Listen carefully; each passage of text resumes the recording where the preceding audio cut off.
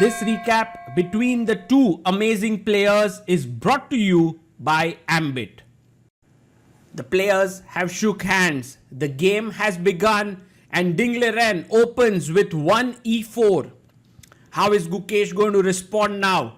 He goes for the solid e5 symmetrical pawn variation with e4, e5, knight to f3 played by Ding, and Gukesh goes knight to c6.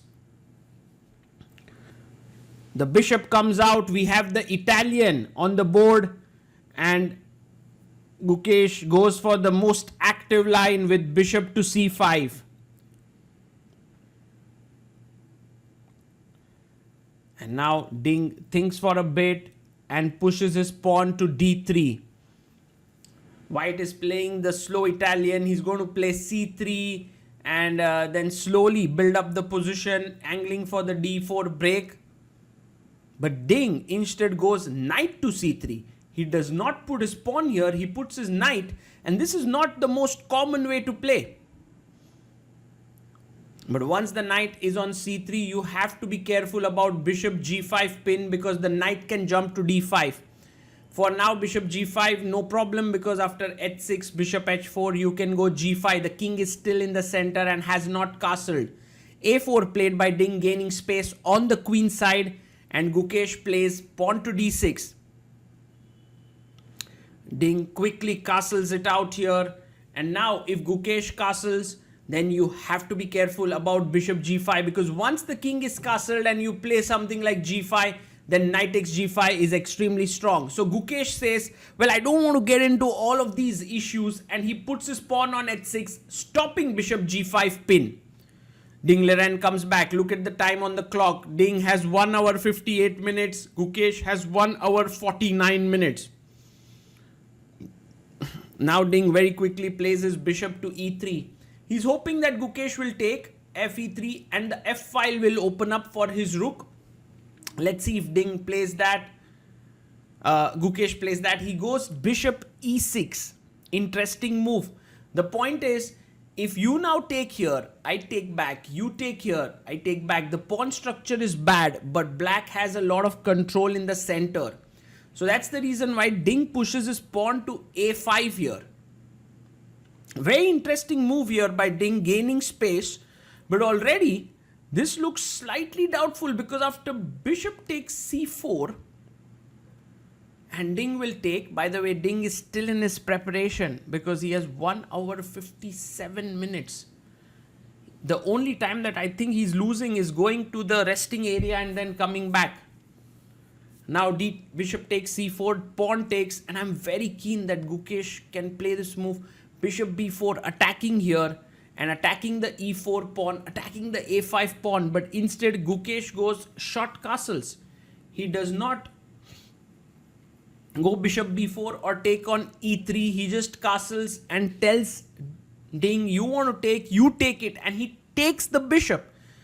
Now Gukesh will take back, and the pawn structure is now symmetrical with pawns on c5, c4, e5, e4.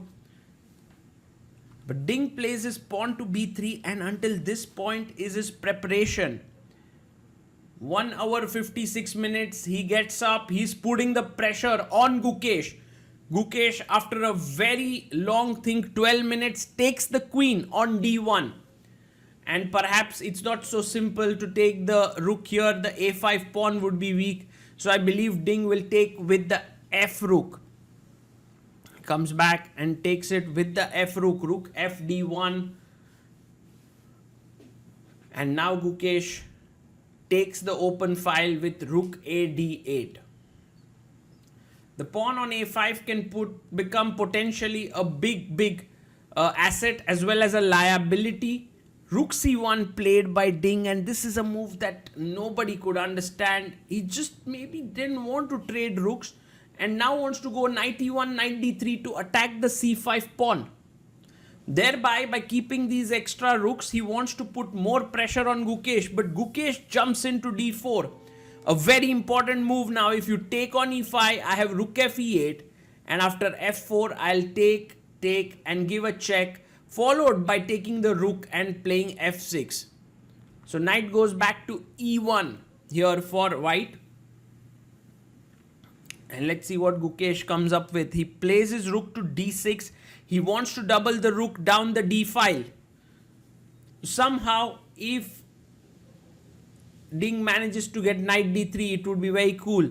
But first he goes king f1, because if you go knight d3, there is knight takes b3 or knight takes c2. Both work.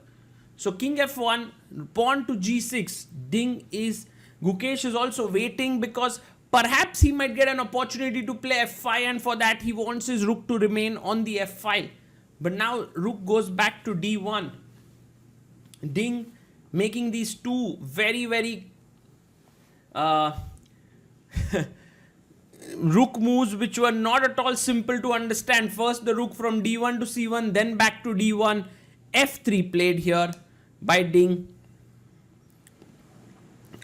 And now how should black continue here? He goes king g7. Gukesh also making sure that he doesn't commit much, playing just simple chess. King comes up to f2, and maybe an important move, because if you went knight e2 directly, then there could be taking here, and once the rook takes, I take on h2, and it could be a double-edged game. But for now, h5 played here by Gukesh. Knight e2. He wants to trade the knight so that after fe you have a pawn fork, but after cd you have c5, b4, and just push there. So the knight goes back to c6. And Ding goes with his knight to c3. Will Gukesh be okay to repeat the position is the question. He thinks for a while and then plays his knight to d4. And the knight comes back, and I think Gukesh will come back here to c6. The knight comes in, and I think they've already repeated 3 times. So it's time to claim a draw. Knight d4 played. I think both players are keen to play. It's just that there is nothing much happening, and a shake of hands, the game is over. Gukesh is on the scorecard with half a point, and Ding has 1.5 points. It's very nice to see both the players discussing with each other for the first time in the match, because the first round they did not discuss at all. Ding had won that one and Gukesh had lost, but now with this draw they both are able to speak with each other, and that's always nice to see.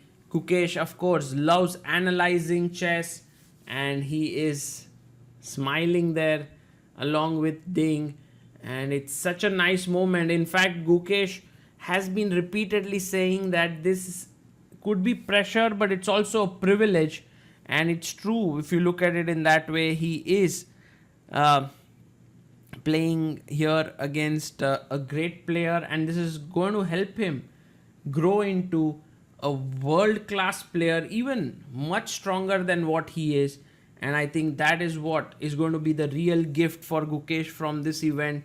Of course, if he becomes the world champion, that is a pretty good add-on.